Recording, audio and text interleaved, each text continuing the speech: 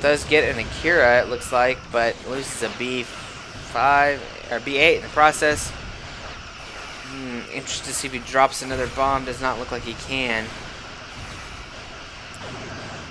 Zeb's Katinga's getting kind of hammered from outside of range.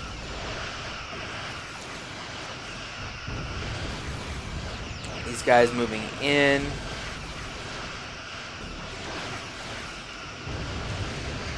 And B5 going down, saying about to bite it. Just a nice little long range and just a good fleet of fed ships. Even with some of the warpins kind of weeded out, the Kiras are always a great option. They do not have their special, which is kind of surprising, but they are able to field some of these fighters as these Avalons do start to die.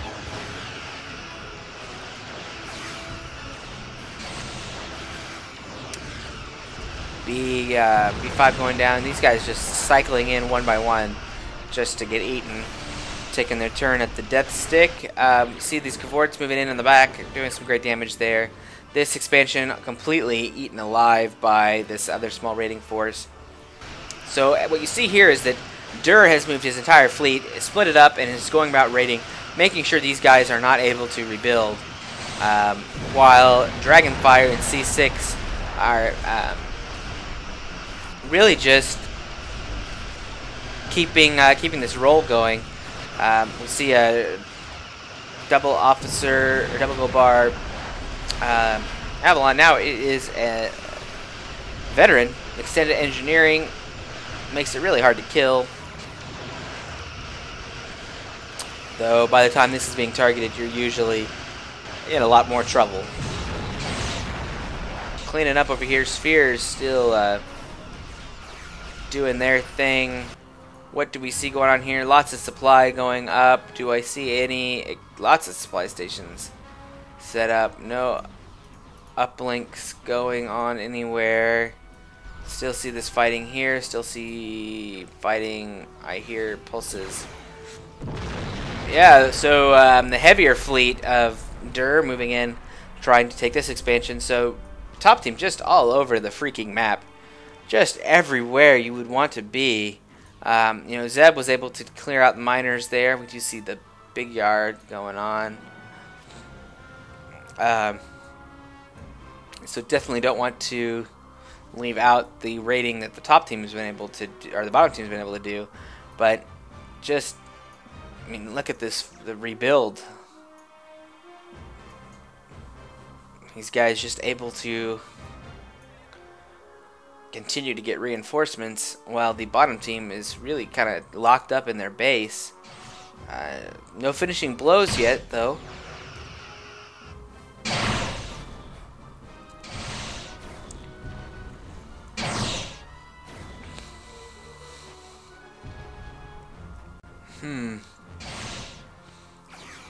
Spheres pushing off these B8s. Wouldn't be surprised to see this fleet go in and just try to push through Zeb's base. Here beaming. Not sure. There we go. A little beam to try to get this guy with enough to be able to repair. These guys feel pretty safe in the middle because of these sensor platforms. Lets them know if anything's going to come. Not just because of the cloak detect, but the fact that they give a lot of sight radius really helps. You know, if you've got these forward installations, to know if you're going to have to bug out or if you got enough to defend. These guys moving in, going to just gonna run right through this stuff. Almost being a little more cautious than I would expect. Probably, to be honest, I'm kind of expecting the GG pretty soon. This is just a nasty fleet. Got the officer, has the torpedo barrage special. See more forces moving down. These guys keeping this stuff in check here.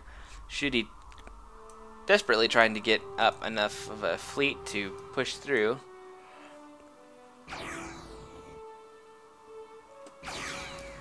But you know what? I said never count this guy out, because these B8s and that IS bomb have done a lot to really keep them alive.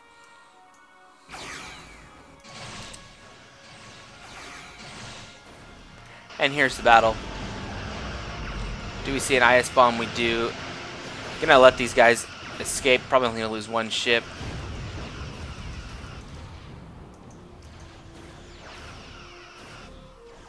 And Shooty just really good at using that special. But I think these faster Klingon ships are gonna catch up to him. And I think that we're going to see the GG here.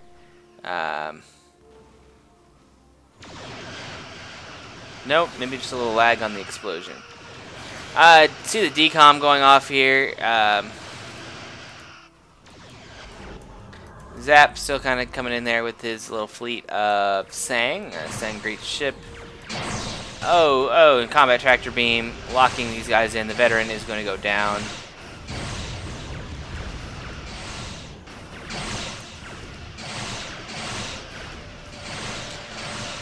Poor veteran. Look at that defense value, really hanging in there.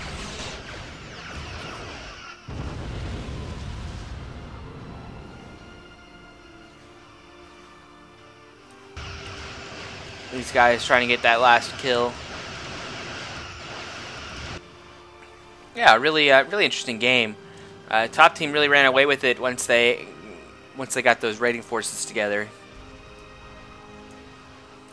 Dominion just not quite able to get their fleet out, and I think what happened was the bottom team really worked on their expansions, really worked on getting resources, but did not have the fleets early on and the defensive structures early on to push off those early raids. So they really weren't able to, I guess, recoup all the investment they made in expansion.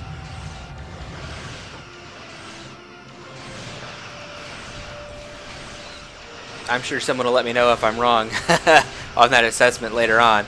Oh, spheres moving in. Haven't seen anything from the Borg for a while. Would expect that may mean cube. Yeah, they may be waiting for that. Oh, there you go. We see a looks like it's a beam torpedo and maybe one regen, one tactical slot.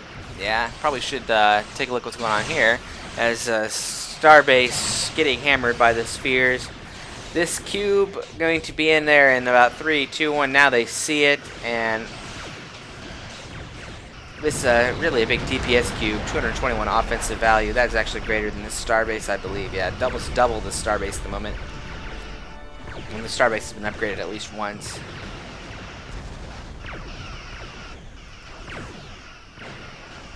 Beam splitting fire, but still doing 41 damage with each shot. And the torpedo doing 221 damage. Just insane. And we see the GGs from the top team. We'll see if we see them from the bottom. Massive Klingon force. Mixed of... Yeah, both sides, Zeb and Zap, just coming together and just kicking the crap out of this expansion. Gonna move up here and see what they do. That's actually a rather impressive fleet. They're gonna move in here. Zeb's base is, of course, destroyed. Shooties is pretty much gone. This one won't last very long, but nice fleet. We'll see if they can take out a Starbase. Base trading time, but I'm not sure that there's so many of these ships are Katingas.